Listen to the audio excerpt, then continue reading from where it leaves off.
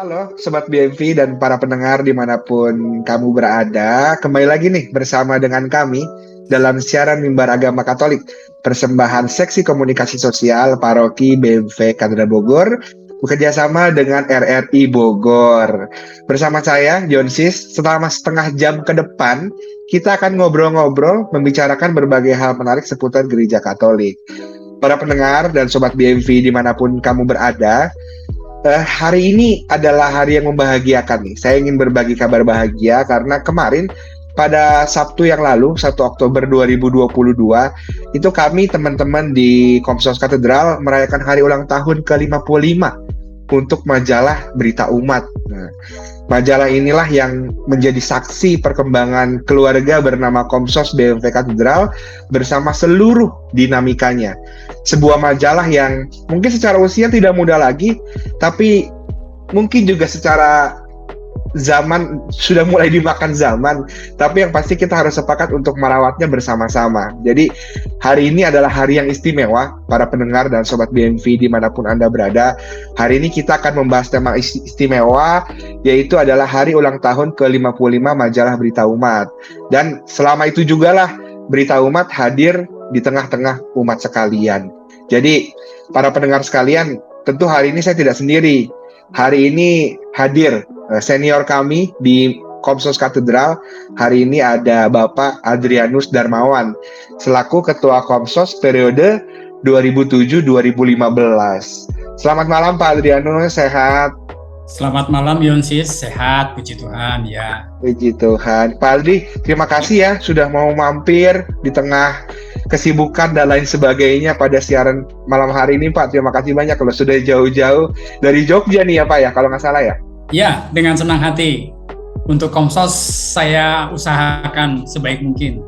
Terima kasih banyak Pak. Ini juga suatu kehormatan nih untuk kami teman-teman di Komsos bisa berjumpa walaupun secara virtual dengan Pak Adri. Baik, Pak Adri kan dari 2007 sampai 2015 ya Pak ya? Sekitar 9 tahun ya Pak ya? Cukup panjang, sebuah periode yang cukup panjang sih untuk Ketua Seksi Komsos ya Pak ya.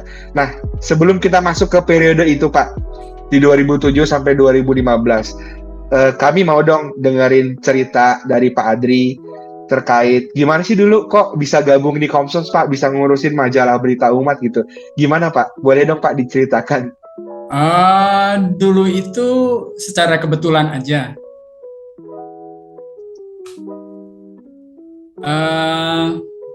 Saya tidak bermaksud mencalonkan diri menjadi ketua Komsos waktu itu ya, kepala seksi Komsos maksudnya. Jadi dulu itu rupanya ada pergantian pengurus di Dewan Pastoral Paroki ya, kalau nggak salah itu sebutannya ya, itu. Betul Pak. Saya dari lingkungan Teresia Avila, wilayah Bogor Timur, diminta untuk mengajukan diri menjadi ikut bursa lah gitu ceritanya waktu itu. Bahwa nanti menjadi apa atau tidak terpilih ya itu kita nggak pikirkan waktu itu. Saya nggak pikirkan waktu itu ya. Kalaupun terpilih jadi pengurus apa ya saya harus siap. Jadi keinginan saya waktu itu, niat saya adalah mendedikasikan waktu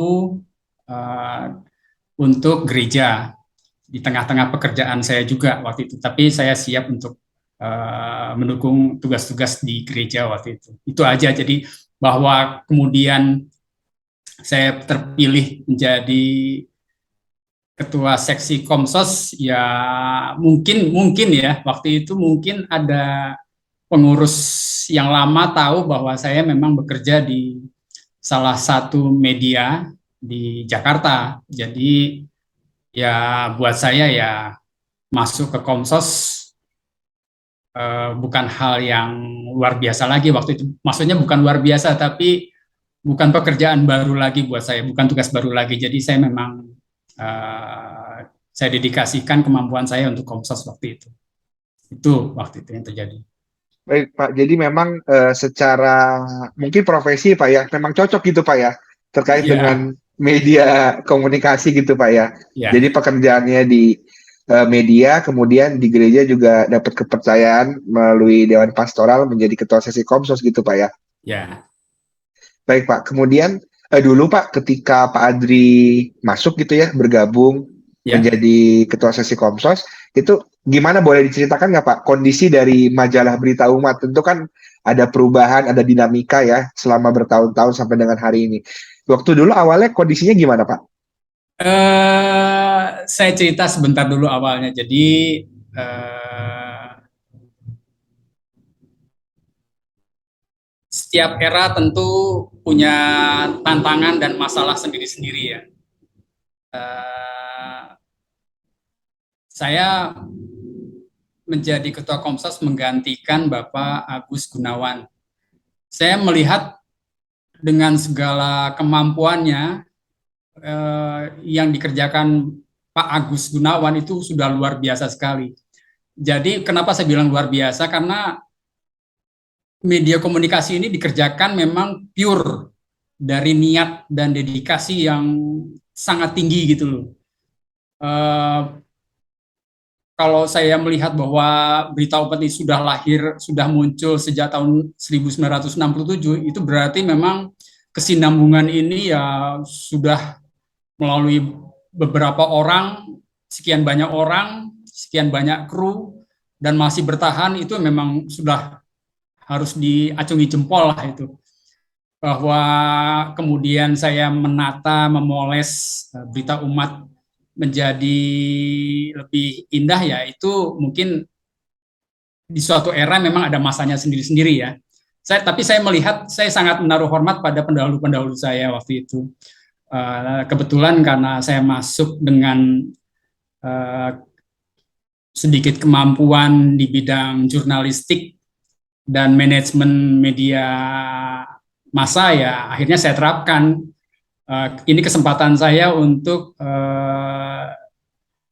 lebih bagus lah Berita Umat dan siaran radio.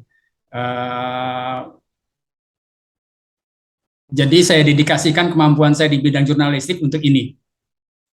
Memang perjalanannya jadi agak uh, apa ya?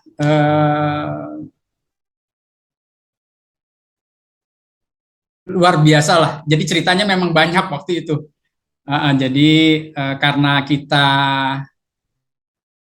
karena saya masuk di sebuah tim yang semua sukarelawan, dedikasi untuk waktu, untuk gereja, tapi kemampuan di bidang jurnalistiknya memang eh, tidak penuh ya. Jadi itu memang menjadi cerita tersendiri ketika saya perlu membimbing mereka, mendampingi mereka agar majalah ini bisa tampil lebih baik lah. Bukan berarti yang kemarin tidak baik, tapi menjadi lebih baik. Setiap era pasti setelah saya juga pasti punya keinginan untuk lebih baik lagi. Jadi begitu. Baik Pak Adri, terima kasih banyak. Tadi Pak Adri sempat highlight menjadi perjalanan yang luar biasa begitu ya. Ada proses-proses Mm-mm. selama Pak Adri menjadi ketua Komsos ya 2007 sampai 2015. Boleh Pak diceritakan selama itu Pak ya 9 tahun kan waktu yang cukup panjang ya. Mm-mm. Apa sih Pak hal-hal yang dialami mungkin problematik atau kendala atau mungkin hal-hal istimewa yang dialami dalam tim di Komsos selama Pak Adri memimpin boleh diceritakan Pak? Jadi kalau di bidang media massa itu yang harus kita lihat adalah segi keredaksian, lalu manajemen, lalu operasional. Itu tiga hal yang sangat penting untuk bagi seorang siapapun yang menjadi ketua Komsos untuk senantiasa mengikuti ketiga hal itu. Jadi keredaksian, manajemen dalam hal ini manajemen SDM dan keuangan sehingga uh, bisa sustain jadi media yang kita bawakan. Waktu itu sih hanya Berita Umat dan siaran radio. Kalau saya lihat sekarang berarti memang lebih banyak ya karena ada media online segala macam. Iya Pak, betul. Jadi memang itu. Tiga hal itu yang memang harus dijaga. Terutama buat saya keuangan, karena waktu itu terus terang saya juga cukup bangga ya, Komsos itu merupakan salah satu seksi atau mungkin satu-satunya seksi yang tidak pernah meminta anggaran dari gereja. Kita berdiri sendiri dengan segala pemasukan yang nggak besar sih dari pemasukan jual majalah ke umat itu, tapi dengan keinginan kita untuk berdiri sendiri, itu menjadi tantangan kita untuk bagaimana caranya berita umat ini tetap dibeli dan tetap menjadi bagian dari umat. Itu memang ada pasang surutnya waktu itu. Jadi ada kalanya, ada suatu saat umat merasa kurang butuh gitu loh dengan majalah seperti ini. Jadi itu juga tantangan buat kita, bagaimana supaya umat itu merasa butuh kembali. Waktu itu banyak sekali diskusi-diskusi internal yang dilakukan dengan staf, dengan waktu itu staf keredaksiannya hanya 5 orang kali. Ada Her Jam-Jam, lalu ada Ibu Yanti, ada Pak Willy, itu yang 3 itu. Jadi kita memang tim kecil sebenarnya waktu itu. Jadi di tengah segala masalah dan tantangan, ya kita kerjakan aja. Satu hal yang, karena kebetulan saya dari media, jadi saya tahu untuk mengetahui kebutuhan dari umat adalah kita sebarkan waktu itu angket. Jadi kita ingin tahu waktu itu. Satu-satunya cara untuk mengetahui kebutuhan umat adalah angket. Kita sebarkan beberapa pertanyaan, gimana mereka ingin supaya berita umat ini merasa dibutuhkan. Jadi begini, perkara di media itu umum. Itu dialami oleh hampir semua majalah atau hampir semua koran atau hampir semua media-media mainstream ya. Jadi kadang-kadang permasalahannya bersumber dari kita sendiri. Kita menyiarkan sesuatu, kita menulis sesuatu, kadang-kadang itu hanya passion dari kita. Belum tentu informasi atau tulisan yang kita buat itu menarik untuk dibaca oleh audiens kita. Dalam hal ini ya umat atau insan-insan di gereja. Jadi itu yang harus ditemukan di situ. Jadi media sebenarnya adalah platform di mana informasi yang kita sampaikan itu harus menjadi informasi yang dibutuhkan. Jadi bagaimana waktu itu saya terjun di Komsos, mengajak staff, lalu penulis-penulis yang bukan staff, sambil ngobrol, sambil ngopi-ngopi lah gitu. Jadi kita diskusi-diskusi kecil, gimana nih kalau kita ingin berita umat ini sustain dan tidak semata-mata menjadi media formalitas, sekedar media formalitas, tapi dibutuhkan gitu loh. Apa yang harus kita lakukan? Jadi saya juga tidak ingin menggurui, lalu saya juga tidak ingin seolah-olah serba tahu, tapi saya ingin itu menjadi kebutuhan kita juga, menjadi tanggung jawab kita juga untuk mempersembahkan media yang memang untuk kita juga, dari kita untuk kita, dan memang dibutuhkan. Jadi tidak sekedar jalan begitu aja waktu itu. Begitu. Nah itu memang perlu intuisi untuk mengetahui apa yang dibutuhkan oleh umat. Itu Jonsis. Mungkin saya agak muter-muter aja, silahkan aja. Nggak apa-apa, Pak. Tapi ya. Betul, itu juga jadi jadi struggle-nya kami sekarang sih, Pak. Apalagi kan media cetak tuh sudah mulai sedikit banyak tergerus gitu, Pak ya, oleh zaman gitu. Jadi memang sekarang juga jadi tantangan kami di Komsos sih, bagaimana memang media ini yang sudah usianya 55 tahun ini bisa dicintai umat, bisa mengumat begitu, bisa Mm-mm. juga dibanggakan oleh umatnya sendiri begitu ya. Itu juga Ya, jadi PR kami di Komsos sekarang sih Pak, yang lagi kami usahakan mm-mm. akhir-akhir ini gitu. Dan memang Ya, sedikit banyak, sejujurnya oplah berita umat itu sekarang mungkin 3 tahun terakhir itu terus menurun Pak. oh, Gitu. Cuman memang pada akhirnya ketika kami bentuk sebuah tim ya, namanya TPPKKS, Tim mm, Percepatan Peningkatan Karya Komunikasi Sosial. Kebetulan mm-mm. Mas Evan ini yang jadi komandonya begitu, pimpinannya. Dan Ya, memang puji Tuhan sejak Agustus sudah mulai naik lagi. Jadi ah, dari tiap bulan tuh turun 10 10 10, sekarang sudah mulai naik. Terakhir sudah naik sekitar 80 sekian gitu. Dan ya, harapannya ya media ini bisa dicintai lagi Pak ya.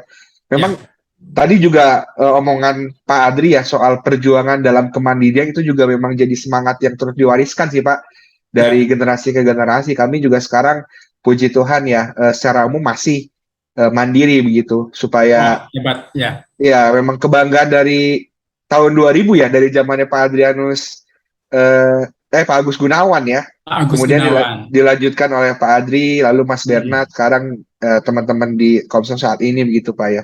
Puji Mm-mm. Tuhan bisa diwariskan begitu semangatnya. Ya, Baik Pak Adri, mungkin selanjutnya ya, kalau misalnya tadi kan Pak Adri sudah cerita ya, ternyata memang ada struggle-nya masing-masing ya Pak ya, setiap masa, ya. setiap era gitu Pak Setiap ya. era punya ya. Betul. Boleh dong Pak, ini mungkin agak personal ya, tapi saya pikir ini sangat baik diketahui oleh teman-teman muda yang ada di Komsos. Kalau Pak Adri kemarin tadi cerita waktu dulu itu berlima ya Pak ya. Mm-mm. Sekarang kami sudah 28 Pak di Iya. Komsos. Iya, jadi banyak teman-teman muda dan saya yakin pasti teman-teman juga pengen banget sih ketemu sama Pak Adri. Nanti kita agendakan ya Pak ya untuk Ya. ketemu begitu. Apa sih Pak yang bikin Pak Adri bisa bertahan selama itu 3 periode 9 tahun eh, bersama teman-teman Komsos menghidupkan media ini? Semangat apa Pak yang bisa bikin api itu terus menyala gitu Pak? Supaya teman-teman Komsos yang muda-muda juga bisa mengambil semangat tersebut untuk kami aplikasikan gitu Pak. Silakan Pak. Bahwa dikatakan lama dari 2007 sampai 2015 itu saya sendiri sebenarnya nggak ingin ya terlalu panjang. Saya ingin itu 1 periode aja lalu atau maksimal 2 periode lah. Setelah itu digantikan dengan yang lain yang lebih muda. Saya ingin kaderisasi itu terus berjalan. Kenapa? Karena kalau tidak dibiasakan untuk berganti, itu menjadi one man show. Kecenderungan orang begitu. Jadi saya ingin ada yang baru, bahwa itu dia mungkin belum mampu atau setengah mampu, itu dalam perjalanan pasti akan terlatih. Jadi istilahnya kalau belajar berenang itu diceburkan dulu ke kolam renang, nanti dia akan bisa sendiri pasti. Bukan masalah kemampuan. Ya saya kebetulan aja sih waktu itu memang berangkat dari profesi jurnalis ya. Uh, tapi bukan berarti yang tidak punya kemampuan jurnalis tidak bisa menjadi ketua Komsos. Yang penting dia berniat atau punya passion untuk memanage Komsos. Itu hal mendasar yang pertama yang dibutuhkan. Saya meyakini di gereja itu banyaklah orang-orang seperti ini, jadi harus diberi kesempatan. Kalau saya itu ya, jadi bahwa bisa sampai 3 periode itu, waktu itu saya sebenarnya masuk periode kedua ya, mudah-mudahan ada yang menggantikan. Ternyata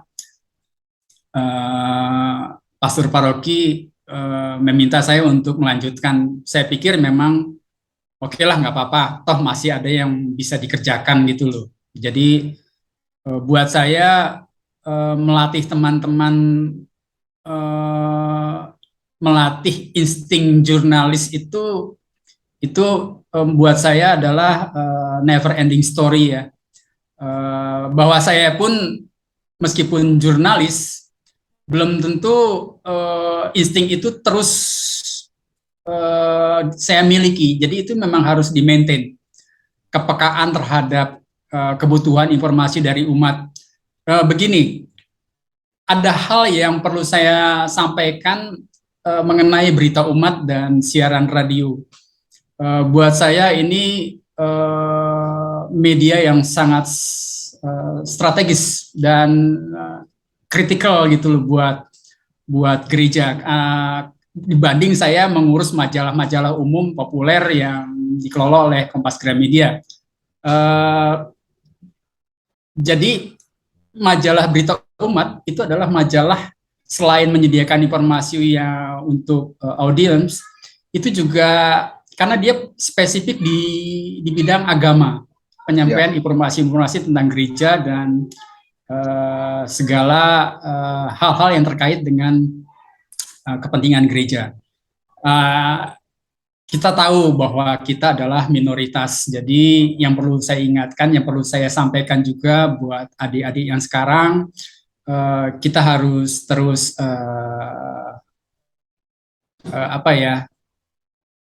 kritis gitu loh dalam menyampaikan informasi, karena majalah ini juga selain internal bisa juga dibaca oleh kalangan umum. Apalagi sekarang sudah masuk ke dunia online. Siapapun bisa mengklik informasi di online kan ya, John Sis. Betul, Pak. Jadi kita harus terus peka mengenai informasi yang kita sampaikan. Saya pernah waktu itu kalau nggak salah menyampaikan tulisan ketika ada peristiwa di Timur Tengah kalau nggak salah. Jadi tentang Palestina, yang keributan-keributan di sana. Jadi betapa kita harus tidak boleh terpancing dengan media-media sosial yang inginnya memperkeruh keadaan gitu loh. Kita harus terus berdiri di tengah. Kita harus bijak dalam menyampaikan informasi. Dan yang penting adalah kita tidak perlu mengutamakan kata-kata yang to the point, straight gitu. Jadi yang penting pesan itu sampai. Tidak perlu memperkeruh keadaan, tapi kita ingin bahwa kita menjadi bagian di tengah lingkungan sosial yang membuat segalanya nyaman gitu. Jadi itu yang perlu saya sampaikan dan itu perlu dipegang terus oleh media. Kritis boleh, kritis harus, tapi perlu bijak dalam menulis dan memberi informasi di berbagai media. Itu yang perlu saya sampaikan dan ini memang menjadi kepedulian kita, perlu menjadi kepedulian kita sepanjang masa lah.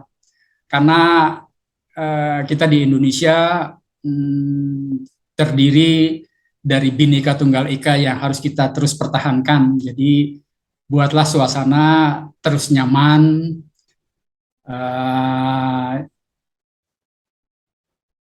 Yang penting itu yang perlu saya sampaikan.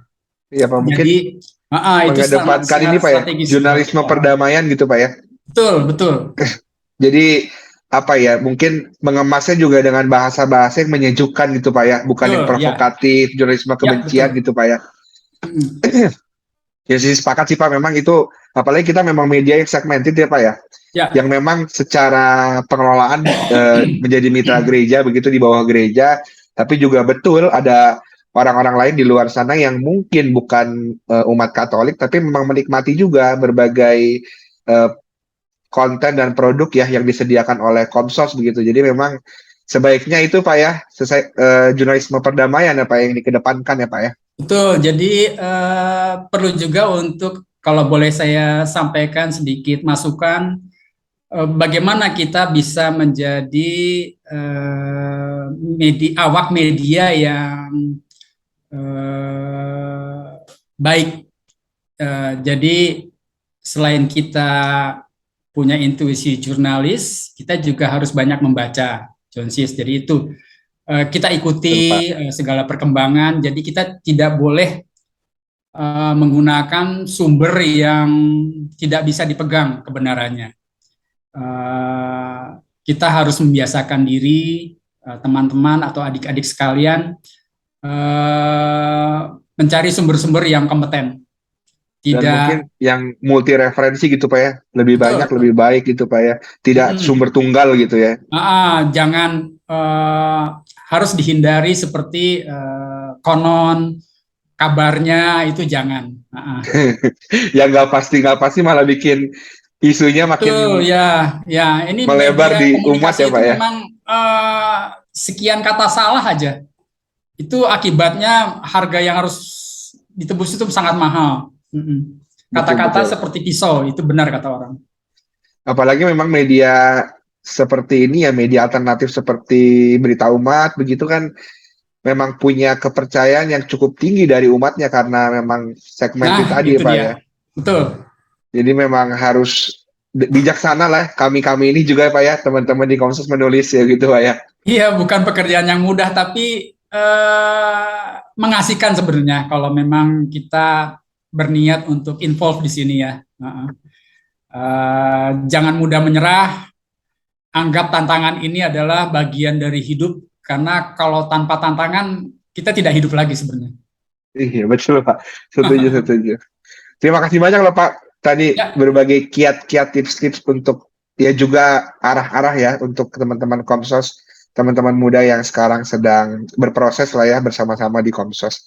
ya. Kalau misalnya tadi Pak Adi sudah ceritakan ya bagaimana tantangan, kemudian bagaimana sebaiknya teman-teman muda di Komsos begitu berproses dalam konteks bermedia begitu Pak. Hmm. Kalau misalnya hari ini nih Pak ya, Pak Adri gimana sih melihat Komsos terutama majalah Berita Umat hari ini Pak dari sudut pandangnya Pak Adri? Hmm, saya sebenarnya tidak mengikuti rutin ya, tapi sepintas eh, saya kagum dengan tim yang sekarang mengerjakan. Khususnya bahwa Berita Umat ini didampingi dengan anak-anaknya yang lain. Jadi ada podcast, ada Instagram, ada Ke siaran radio yang masih terus bertahan. Saya melihat itu sebagai sebuah kesatuan. Luar biasa lah pokoknya. Bahwa masih banyak tulisan-tulisan yang perlu didorong lagi untuk memiliki kualitas yang lebih tinggi, itu cerita yang lain lah. Itu menjadi tantangan di semua era menurut saya. Di era saya pun begitu.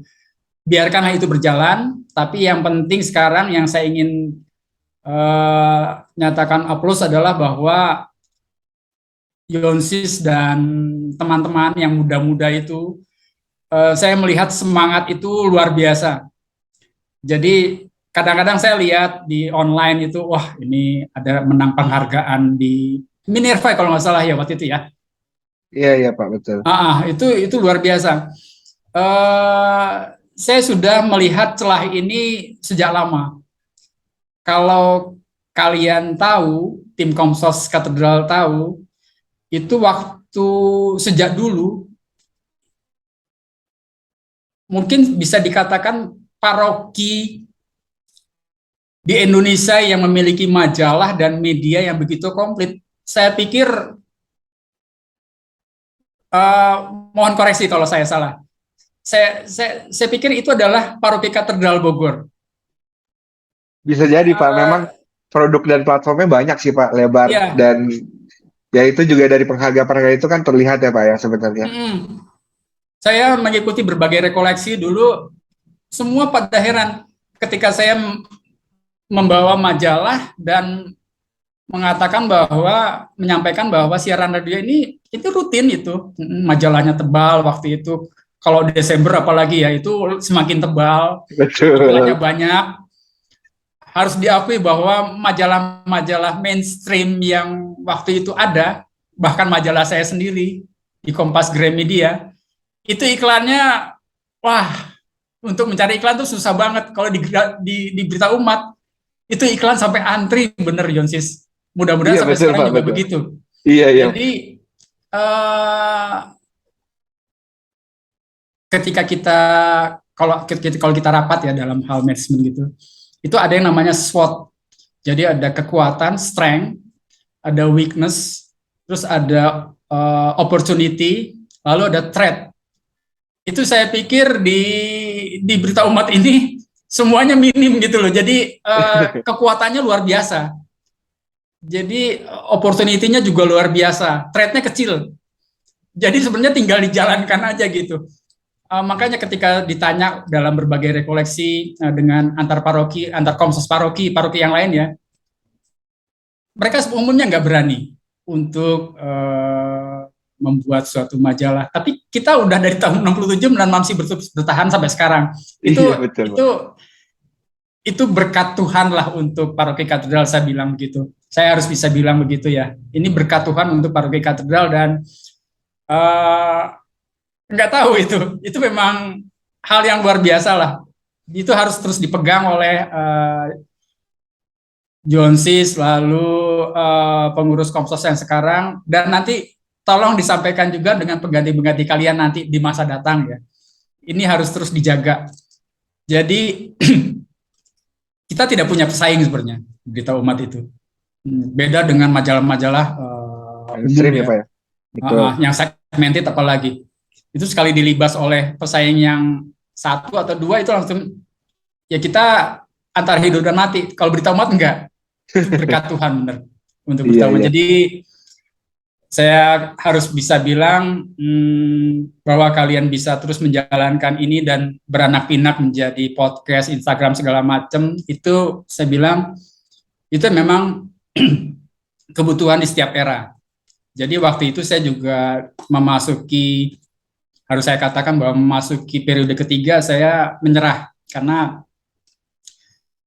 sudah memasuki generasi digital. Jadi waktu itu saya tidak punya kompetensi yang cukup untuk bergelut di bidang digital karena saya dari era yang lama, dari era mesin tik lah, generasi mesin tik.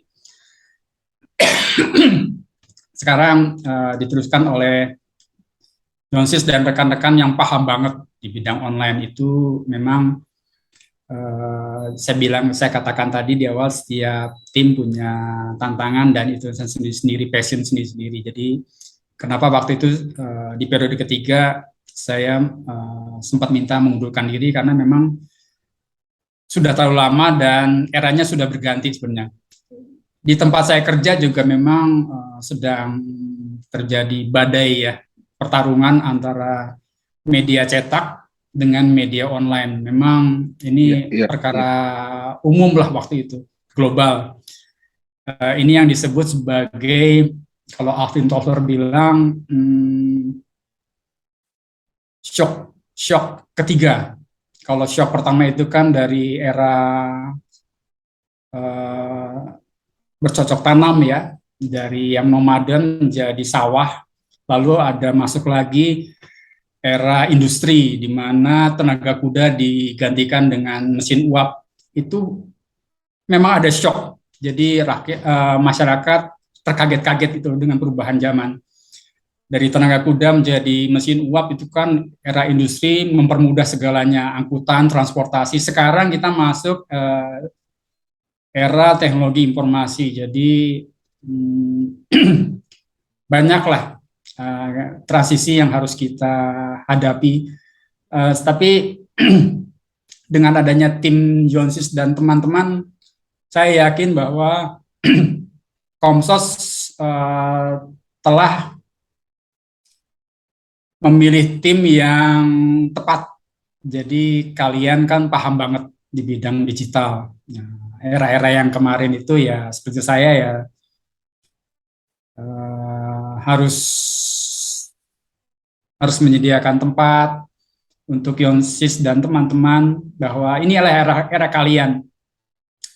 Saya hanya titip pesan, semoga kekhususan dan tantangan dan rintangan yang ada di era yang baru ini ya harus dihadapi dan dicarikan solusi jika memang ada masalah. Saya pikir setiap masalah punya solusi. Ya, itu Jonsis. Ya Pak, memang kalau ngomongin tadi ya Pak Adri bilang soal berkat Tuhan, saya pikir iya ya. Jadi memang Tuhan selalu mengirimkan orang-orang yang penuh berkat ya ke Komsos ya, mulai dari zamannya Pak Agus, kemudian Pak Adri, lalu Mas Bernard juga 2 periode, lalu sekarang ada teman-teman muda yang begitu banyak, yang begitu senang gitu ya berkarya di era digital. Memang setiap era ada masanya dan ada orangnya juga ya Pak ya. Ya, betul. Iya, iya. Dan Pak Adri, obrolan kita nih nggak kerasa sudah dikit lagi sampai di penghujung nih Pak. Oh Karena iya, ada batasan waktu. Padahal ya. sebenarnya saya pribadi masih pengen banyak banget ngobrol sama Pak Adri, bertanya banyak hal. Jadi kita harus agendakan lagi Pak ya hal-hal seperti ini. Mungkin juga nanti Ya. tatap muka sama teman-teman yang lain. Tapi sebelum ditutup Pak, boleh Pak ya satu pertanyaan lagi. Ya. Ini untuk Pak Adri, harapan Pak, harapan untuk Komsos, harapan untuk Berita Umat dan teman-teman yang mengurusnya sekarang, apa harapan Pak Adri, Pak? Silahkan, Pak. eh Singkat aja. Jadi, hmm, kalian sedang memegang media, saya ulang lagi ya tadi ya. Kalian adalah orang-orang terpilih yang sedang mengerjakan media komunikasi untuk gereja yang sangat strategis untuk umat, untuk gereja, di tengah pusaran segala macam kepentingan di lingkungan. Lingkungan yang saya maksud adalah di luar sistem gereja. Ini adalah media yang sangat strategis, di mana kalian harus bisa berdiri di tengah, memberi kesejukan di tengah lingkungan kalian, dan kalau bisa memberikan iklim bagi umat supaya bisa menjadi garam dan ragi dunia. Apa yang disampaikan para romo di gereja mungkin hanya sebatas waktu. Jadi dalam homili atau pertemuan-pertemuan singkat. Justru saya menaruh harapan pada media komunikasi dari Komsos untuk senantiasa setiap waktu ajaklah umat dengan berbagai cara untuk bisa terjun, tidak hanya untuk lingkungan eksklusif di gereja saja. Jadi itu penting karena disitulah letak strategisnya media komunikasi. Tidak hanya menyampaikan informasi untuk kepentingan gereja, tapi juga menjadi jembatan dan menjadi platform dari berbagai informasi dan persuasi ya untuk umat. Karena dengan menyatu dengan lingkungan, membuat suasana atau iklim yang nyaman, kita akan terus diterima pasti di tengah lingkungan kita. Di tengah segala gejolak yang ada, di tengah segala pusaran, apalagi sekarang sebentar lagi akan ada maaf, perhelatan politik pemilu 2024 ya, Pak ya? 2024. Saya seperti biasa itu pasti akan banyak sekali orang-orang yang ingin menyalahgunakan kesempatan dan memancing di air keruh. Saya ingin teman-teman di Komsos peka akan hal itu. Jadi jangan mudah terpancing, jangan mudah terprovokasi, karena ini memang tahun-tahun politik sudah semakin dekat. Jadi harus terus waspada. Tetap semangat. Saya yakin niat baik pasti akan berbuah baik. Tuhan selalu membimbing kalian. Kalian sudah ada di ladang yang luar biasa berkatnya. Saya tidak perlu bercerita banyak, tapi saya hanya bisa mengatakan bahwa sekian tahun saya di Komsos, saya memetik berkat yang luar biasa, benar. Itu nanti akan kalian rasakan sendiri. Bekerja di ladang Tuhan itu tidak bisa dinilai dengan materi. Tapi sangat indah, nanti kalian akan rasakan sendiri. Baik Pak, terima kasih banyak Pak Adri. Ya. Pak Adri, akhirnya memang waktu juga yang harus memisahkan kita dan para pendengar. Saya mengucapkan terima kasih yang begitu besar kepada Pak Adri sudah bersedia mampir di siaran ini. Jangan kapok ya Pak ya, nanti kalau direpotin sama teman-teman Komsos, kalau harus ya Pak ketemu lagi, saya pikir kami tetap perlu bimbingan Pak dari Pak Adri dan teman-teman yang lain gitu, senior-senior, supaya apa ya, supaya harapan-harapan tadi bisa kita wujudkan bersama-sama sih Pak. Begitu. Ya. Terima kasih ya Pak, sehat selalu, selamat berkarya Pak. Amin. Sehat selalu juga buat teman-teman ya di Komsos. Baik Pak Adri, terima kasih. Salam dari Jogja. Siap. Para pendengar dan Sobat BMV dimanapun Anda berada, apa yang ada di Komsos hari ini tuh tidak lepas dari penerbitan majalah Berita Umat edisi perdana pada 1 Oktober 1967 silam. Pada waktu itu, Berita Umat masih dalam bentuk buletin yang sangat sederhana, masih distensil. Proses panjang yang dilalui majalah Berita Umat selama puluhan tahun membuahkan hasil hingga menjadi dapat eksis di tengah umat sampai saat ini. Tahun ini, Berita Umat memasuki usia ke-55 tahun. Lepas dari perubahan zaman ya yang terjadi, kami pikir kita harus sepakat untuk merawat majalah ini sebagai aset bersama, aset untuk umat agar tetap hadir di tengah umat. Maka saya pikir ajakan bersamanya adalah mari kita cintai majalah ini. Dengan segala kelebihan dan kekurangannya kita rawat bersama-sama, kita saksikan terus pertumbuhannya ke depan. Demikian Sobat BMV dan para pendengar sekalian untuk siaran pada malam hari ini. Kita jumpa lagi minggu depan dalam saluran, kanal, dan waktu yang sama. Salam sehat, Tuhan memberkati.